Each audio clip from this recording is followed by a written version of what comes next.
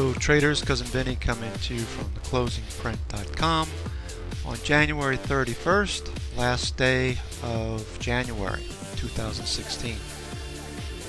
In this video we'll cover the indices, which you can see all have done quite well over the last 2 weeks. This week's performance: S&P plus 1.75, NASDAQ plus 0.46, IWM plus 1.57, New York Stock Exchange plus 2.18%, and S&P 1500, which is the big cap 500, mid cap 400, and small cap 600, is up plus 1.81%. Trends: short term we are on a buy, macro issues are bullish, and long term we're still on a cash or sell signal. Tick Q are both moving higher. NYSE and NASI both crossed this week. Breadth, we had two MADs, major accumulation days, with Friday plus 11.66 to 1, and then we had an MDD at the beginning of the week, a major distribution day, at minus 9 to 1. The New York Stock Exchange advanced declines trending higher. CPC is turning back up from the red zone. VIX is falling, so we fade the fear as we outline in my book. NYHL, it's above zero for the first time in 17 trading days and staying there. Had a big move on Friday. Macro risk: strong dollar, weak yen. China currency devaluation continues to be on the forefront with capital flight. And if you saw George Soros's comments, he was talking about China having a rough go of it in the near future. Currencies: US dollar was up 1.04% on Friday, a huge move back to 99.88 and closed at 99.65. TLT bonds are holding at highs, with IEF, the 7-10 year, higher, and AGG also higher, which is the benchmark for VBTIX and other bond fund managers. UST SPX, the bond stock ratio, is pushing bullish. And crude, we saw a bounce. Commodities are weak, and gold is basing perhaps. Sectors: XLK is the best performance Friday, followed by these sectors. Bulkowski, again, we're going to start reviewing his buy-sell signals, are all green arrows for the week ahead. And setups, we'll look at some IBD50, which we saw quite a few break out over the last 2 weeks. We're going to reverse our review this week and start with macro issues, specifically the Bank of Japan moving to negative interest rates, which had quite an impact on the markets on Friday if you were trading. With those negative rates, non-Japanese holders of yen, which in effect will weaken their currency. But if you look at the Bank of Japan and try to rationalize what happened, New York Stock Exchange Composite in the background, the green area chart, with moves higher in the yen, we saw a commensurate move lower in the indices. So we're going to see just the opposite: more money flowing into US equities as a result. Also evident is the increased acceleration to the downside with bearish momentum. So we'll probably see the currency drop even further, and that will exacerbate the equities move to the upside, which few traders that focus on macro will anticipate. Here is a chart of the US dollar. We can see that we have popped 1.04% on Friday on that news from the Bank of Japan. Now, with the dollar shortage around the world becoming more evident, markets discount the future. And when the Fed raises rates, they remove that uncertainty, and we bring the whole yield curve forward. This has the effect of dollar strength, and with the yuan pegged to the dollar, we'll see more impact to China and their need to devalue their currency as more capital flight continues to exacerbate the negativity in their equity markets. Eventually this will have an effect yet to be seen. The uncertainty and the US dollar has the added effect of hurting US companies at some point with global operations, so we'll have to watch for that in our long-term monthly charts. For now, though, volatility is with us, and we don't see detrimental consequences at the present time, as we saw with equity markets moving higher on Friday. In addition, with those shortage of US dollar around the globe, we're also seeing emerging markets moving higher. As we can see here, we had quite a move over the last week and a half. That Wednesday low that we saw also on US equity markets continues to show up in emerging markets as well. Note the MACD cross. So if you are investing in emerging market funds, keep an eye on this chart. We have a volume by price resistance level overhead around 32 to deal with. Here is a chart of the DAX, which has been quite erratic lately, moving off the lows. The uncertainty regarding some looming crisis continues to permeate the market and continues to overshadow its economy as it relates to the ongoing crisis with migration. In addition, with that move by the Bank of Japan to negative interest rates, you can see how the Nikkei responded. It's also up substantially, plus 2.80% on Friday. Here we've overlaid Fibonacci levels on the S&P 500. You can see that we're quickly accelerating up to the 50% levels. Now if we look at the daily pivots, we have 1925 on the S&P 500 with R1 at 1956 and S1 at 1909. So we'll be watching those pivots. Those are from Bukowski's site. You can check those out yourself at thepatternSite.com. So S&P 500 had quite a move over the last couple of weeks. MACD cross, histogram is positive, and we had stochastics move off of the overbought level and now is starting to turn with that news from the Bank of Japan. If you're with us on Friday, we traded this move quite well. You might want to check out the video at ticker.tv. Here's my channel. We're right over here. If you click on ticker.tv and then hit live streams, just scroll down, sort these alphabetically, and of course I'm right here on top right. So check out the videos from Friday, these several here, starting at 9:30 where we covered the morning blog post via video format, leading to the close, which was quite interesting if you want to check that out as well.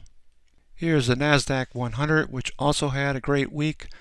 8 trading days ago, we mentioned that we felt we could see a reversal with NYMO at minus 114 for the New York Stock Exchange. That was on Wednesday. We had a defined risk level at 39.92 on the NASDAQ, as well as the spiders at 181.02. That turned out to be a very good entry level in hindsight. And 8 trading days later, we saw a really huge move to be unexpected considering the Bank of Japan's news. However, MACD is crossing. We do see increased volume here. NDX-A50R, the number of stocks trading above their 50-period moving average, is moving off extreme oversold levels, so we have potential for a move higher. IWM, we see a really nice little move here back to the close of 102.95.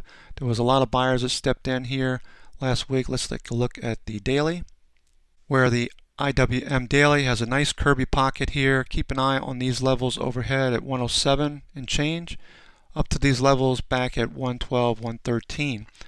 MACD is crossing, STO is turning back up, and we're seeing increased interest in way of volume. So if short term we see continuation in the buying on riskier assets in the small cap space, that could bode well for all of the indices together. Looking at bonds, this is the Wisdom Tree Emerging Markets Local Debt Fund. We have a move off of the lows at 32.61. We'll keep an eye on that. In addition to SHYG, the 5-year high yield corporate bonds, which also moved off of those lows last Wednesday. UST, in addition, the 10-year also had a nice move. TLT with a spinning top on Friday continues to hang out at highs. Here's TLT on the monthly time frame, hanging out around the 126, 127 level. And of course the weekly chart. Bonds of shorter duration did quite well. IEF, the 7-10-year Treasury Bond Fund, bolted higher on Friday, with STO and MACD continuing to push higher. AGG, the Barclays Aggregate Bond Fund. This is what fund managers use as their benchmark. We see the same spinning top. Stow and MACD continue to push higher. Note the volume on Friday. HYG continues to firm, no doubt in relation to all of the news out of Saudi Arabia that they may cut or curtail production and try to deal with the surplus that's out there. When you consider Brazil and Venezuela have very high unemployment and inflation, which is directly related to economies tied to oil. We also have Russia in the middle of the negotiations, which also are heavily dependent on oil for income. So expect to see HYG firm over the next few weeks as oil continues to be at the forefront of news. And of course, last is junk bonds, which also had a very nice move over the last 8 trading days. MACD still continue to point higher, nice volume, and we're starting to break back in above the 20-period moving average, maybe the upper Bollinger Band and the declining 50-period moving average. We have volume by price over here as well. Here is a chart of WTIC, the light sweet crude oil spot price. Note the descending channels as well as the Fibonacci levels from the highs back in June. With Saudi Arabia signaling slowing output, that'll deal with the surplus inventory. As long as this is in the news, oil should drift higher, which is also a stimulus on equities. Keep an eye on the big oil companies if you're trading those.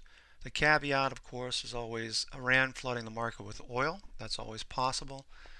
But I do think with Brazil, Venezuela, and Russia putting added pressure on Saudi Arabia, not to mention the United States, regarding its shale companies and the economy locally, that we'll start to see more news of a slowing of output and the commensurate effect on surplus inventories, which in effect will have a positive catalyst on WTIC and crude. So keep an eye on crude. It looks like we could be firming here, could be putting in an inverted head and shoulders with the right shoulder around 36, and then we draw a trend line over the next pivot overhead. Nice volume, MACD cross, still looking pretty good. Other commodities like copper are also starting to base. Unleaded gasoline made a move last week, of course. Looks like gold could have been basing here. Draw some trend lines here. We have an upper trend line resistance level north of 1150, it seems like. So gold is holding up fairly well. There is a lot of macro news out there, so keep that in mind going into the week ahead. We're not going to spend a lot of time on indicators this week. I mentioned NAMO and NASI. NASI did not cross. It is signaling a cross. However, the New York Stock Exchange NYSE has crossed, as we mentioned in the opening monologue. NYMO closed at 58.60, so we're at levels where we could see an inflection point in the near future. Just keep an eye on that. NYSE is, however, moving higher. There is a possibility with the Bank of Japan news that equities continue to surge higher. Note the descending trend line here overhead at 10,250 on the New York Stock Exchange Composite. This is breadth on a 15-minute basis. We can see what happened over the last week. Positive breadth the entire week as prices moved higher, except for the 25th, and then we resumed that move to the upside. VIX also shows a fade that over the last 8 trading days from that high above 30, where we had that change in direction on the SPY at 181.02 2 weeks ago, Wednesday, the January the 20th. Prices continue to move higher, and we see pivot levels that have taken from the November high down to the recent low. Now this is off a little bit, but we note where 50% retracement is overhead just north of 1960, around 1970. If you consider the whole move from the recent highs down to the recent lows rather than the December high. CPC is turning higher, the put call ratio, as we mentioned in the opening monologue, off of the red zone, moving higher as price action pushes through the 20-period moving average. 30-minute up-down volume, very clear when we reversed on the 20th. Price action dropped off dramatically. Then the next week we experienced additional up-down volume as prices firmed. Now on a daily basis, here are those two MADs this week, and of course the MDD on Monday. So we finished the day at 11.66 to 1. Very nice with respect to up-down volume. And a major accumulation day twice this week. For point and figure aficionados, we are on a buy signal on point and figure. Note where resistance is overhead at 9,800, more or less. We have a pivot right here as well, right along this level at 9,600. So we could see some resistance right here just from a point and figure basis. High-low indicator continues to truck north as 52-week highs begin to take over 52-week lows. So this breadth indicator is looking good as well, pushing through this resistance level that we were looking for last week. Now we have the 50-period moving average overhead as well as volume by price in the same location. So it's very possible we could move up to that level over the short term, the next couple of weeks. So look for additional bullish catalysts going into the trading sessions. Here is the new IBD50 list for January 31st. We've ranked these by percent change. Note the better performing industries. We'll sort by sectors.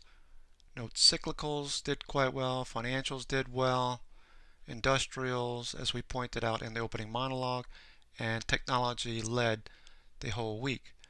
If we look at the IBD50 by volume percent change, note Monster, knee, Facebook, AOS, etc. down the list.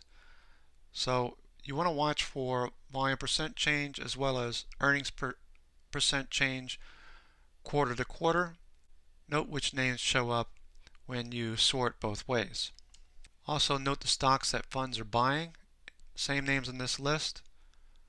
Smith & Wesson. Once again, we look at the IBD industry group rankings. We're looking for trends. Utility diversified, note 6 weeks ago was at 29, moved up to 14. 3 weeks ago is at number 4 this week. So it's moving up the list. Most of these are utility related. Food and meat products, remember Cal-Maine. Consumer products, energy, solar, moving up the list from 110 up to number 7 this week. Keep an eye on the top 10 in this case as you're reviewing the IBD50 list. As we saw, Cal-Maine is in that food group. They're breaking above highs with volume by price level overhead. MACD's going positive, however, and Stowe is in the red zone. Keep an eye on stocks like this that could conceivably change trend now that the 10 EMA is above the 30. Watch for continuation. Campbell's Soup, we mentioned 2 weeks ago, continues to run. This was one of those stocks that continued the trend of the 10 above the 30, MACD positive, and Stowe getting oversold and then turning back up. So watch for those kind of attributes for your entries. CRI, Carter's, another name in the children's clothing industry group, continues to move higher. Note the volume by price bands over here. Trend has changed. We had a downtrend here, phase 4. Phase 1, we had accumulation. And now that we're breaking out, we have phase 2 starting the markup period. So watch for MACD to stay above the 0 line and for continuation. Don't chase here. Wait for a pullback to the 10 EMA or the 30. Technology fared well last week. CTSH is no exception. Breaking out here. Trend change. Note phase 4 here. It's really been moving sideways most of the year, but still breakout 10 above the 30. We're changing trend. Could see higher prices with MACD above the 0 line. Don't chase. Again, wait for a pullback to the 10 or the 30 that is met with buying. Constellation Brands, STZ, pointed out as well, breaking out, looking for higher prices. Dollar General, another name that we had 2 weeks ago when it showed up on the IBD50 list at the upper Bollinger Band. Expect this to pull back a little bit off the upper Bollinger Band, perhaps support at the volume by price bands, and then a move higher. MACD's above the 0 line. Wait for Stowe to recycle perhaps. Ellie Mae in the software group, technology, breaking higher, no volume by price bands. Don't chase, wait for a pullback. MACD's above the 0 line now, looking pretty positive for Ellie Mae. EPAM also in software. We have a move above the 30 now, so we're above the 10 and the 30. Wait for this to cross over, the 10 above the 30, and MACD to get back above the zero line. This is a new name on and off the list. EEFT, what was on last week, I believe. Two pocket pivots, MACD back above the zero line, Stowe turning back up. I wouldn't chase it. Look for a flag for an entry, probably along this level here. Note no overhead supply above the Kirby. Facebook was a gap and go textbook right out of the my new book, as well as in the video that we cover on the blog. If you're interested, just check out the blog. It's over here on the right, premium videos. Click on that link. That brings you right to the video section. The gap and go is about number 7, I guess. The gap and go is number 6. And we have quite a few strategy videos here for new traders on how to keep from blowing up your account and trading with a strategy or rules-based approach to the markets. Also note the volume on Facebook. MACD is back above the zero line and Stowe's turning back up. 5 below, breaking above levels. Note the volume by price bands and the Kirby here. Prices could take off. MACD is above the zero line. All these stocks look pretty good. Facebook, Foot Locker, and others.